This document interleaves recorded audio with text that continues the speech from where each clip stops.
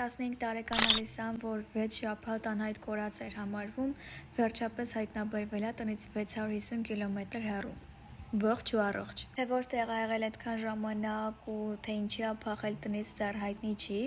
բայց կան կասկածներ, որոնց հիման վրա ձերբակալել են 3 տղամարդկանց։ Երբ որ հասկանում են, որ այս աղջիկը դպրոց չի գնացել, ոչ զանգերին ա պատասխանում, ոչ նամակներին, ծնողները դիմում են ոստիկանություն ու շատ արագ սկսում են որոնողական աշխատանքները։ Սա իմիջիայլոց հին պատմություն չի։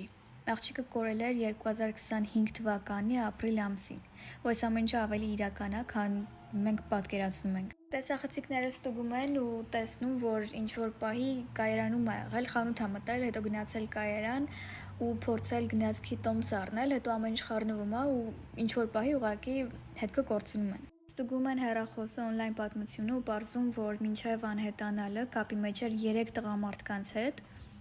որոնք իրար հետ կապ չունեին։ Առաջինը 41 տարեկան Սեմյուել Միչելն էր, որ ապրում էր Յուտայում, նույն նահանգում, այսինքն Ալիսայից ոչ շատ հեռու։ Երկրորդը 35 տարեկան Մաթյու Մնարդն էր Մայամիից, իսկ երրորդը 37 տարեկան Վիլյամ Գլայնսը Տեխասից։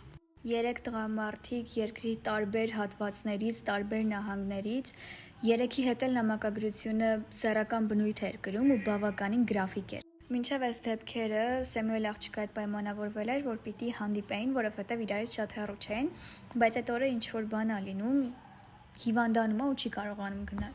կամ ուղղակի այդպես ա ասում։ Սա առաջին դեպքը չի, վստահ եմ, որ վերջինն էլ չի, անգամ այն ծնողները, ովքեր մտածում են, որ իրանց երեխեքը խելացի են, հասկանում են, որ նման բաներից, նման մարդկանցից պիտի հեռու մնան,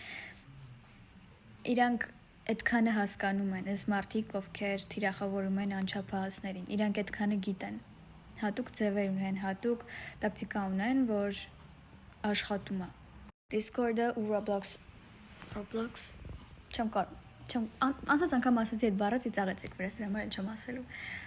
բայց դրանք ամենավտանգավորներից են ու էլի մի քանիսը կան, որ եթե չգիտեք,